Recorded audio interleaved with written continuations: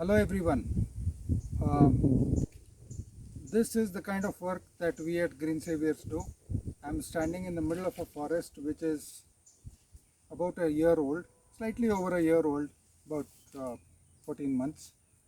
We planted this in order to create a forest out here, and just like we had done earlier, but the technique used was slightly different. This is just a dense plantation without really going into the soil preparation fertilizer mode like Miyawaki. So this is just a routine plantation. The only difference is that there is hardly any distance between two trees that have been planted. For example, these two trees, the distance between them is just about 2.5 feet. So about 22 different species have been planted on this plot. We keep monitoring the growth every once in a while to try and see what we are doing right and also to check what we are doing wrong. Now, on the other side, there's a forest that we did about 3.5 years ago, but the difference there was we really had a limited understanding of how to do it at that point in time. So there are certain species that tend to overshoot. They grow up very fast when they have enriched soil.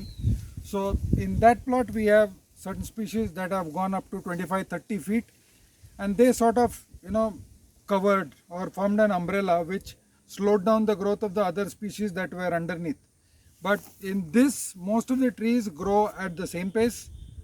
These are 22 native species of trees, all almost growing at the same pace. So we have almost an equal height kind of a forest that's being formed. This is really dense. At present, there is a lot of undergrowth here. But eventually, over a period in time, once the trees start getting larger, the leaves will fall. These shrubs or grass or weeds that we call them, I mean there's no weed actually in nature, but eventually the leaves will fall on these, the soil will be covered, the dense mulch will be formed, and it will start limiting the kind of growth that happens in this place. And you will have a beautiful forest coming up where every tree is competing with each other for space. The normal perception of a tree is like a trunk and then you have an individual canopy on the top.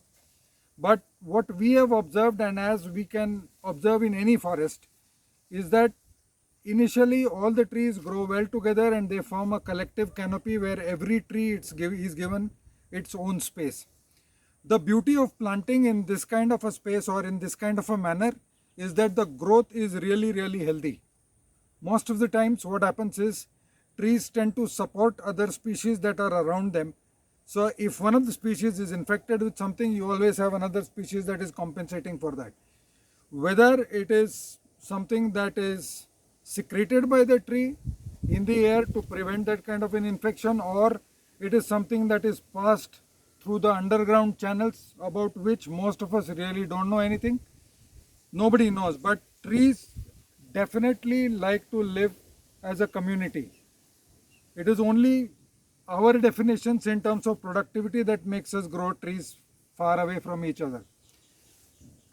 Often we have been asked the question as to what is the benefit of planting this tree. I mean, if you plant a mango tree and it yields you certain quantum of mango, then we think it is productive. But as a Green Saviors philosophy, I think it is important to recognize the importance of this tree as a part of the entire ecosystem. The different varieties of life that it supports, the fungi, the insects, the birds, the small mammals that could be wandering around here, the snakes that slither around, the butterflies that come in and hop around on flowers.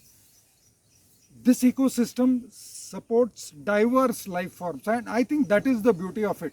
That is what you call yield. That is what you call yield when we are really trying to consider the earth as an ecosystem whose sanctity needs to be respected and whose at least the present status needs to be protected. I think it is mini forests of this kind that are going to make the difference to our own afforestation works and to afforestation works across, because afforestation is not planting a single species of trees. I mean, it's not that I planted 500 saplings of teak. That is not what is going to matter.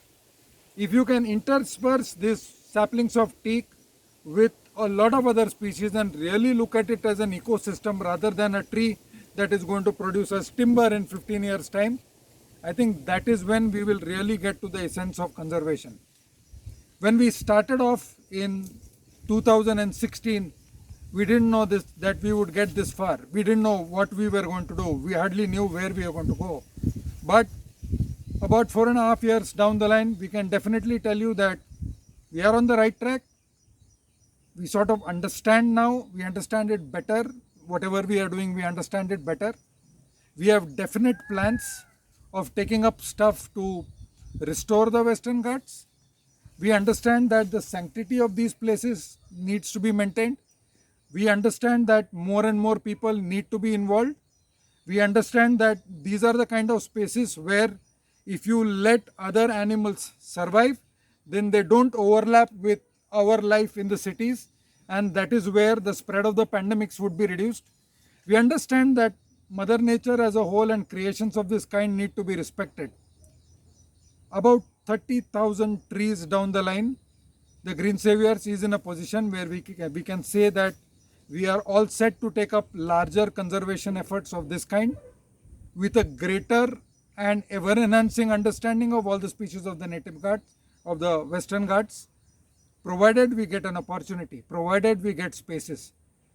We on our part are working on getting spaces, but if any of you know any space in and around Belgaum where a plantation can be done, please let us know, because the time to do it was maybe yesterday. If we have missed out yesterday, then let us think that the time is now, because this is the least that we can do for the upcoming generations, the entire planet, and to stop this madness which is destroying the world. This is a place of beauty. This is a place of great sanity. This is a place where there is no give and take. There's just a coexistence. There's just this practice of cohabiting, which we need to understand. We would like to take Green Saviors to a greater height from here. We are working on the same and invite you to be part of our journey. Thank you very much.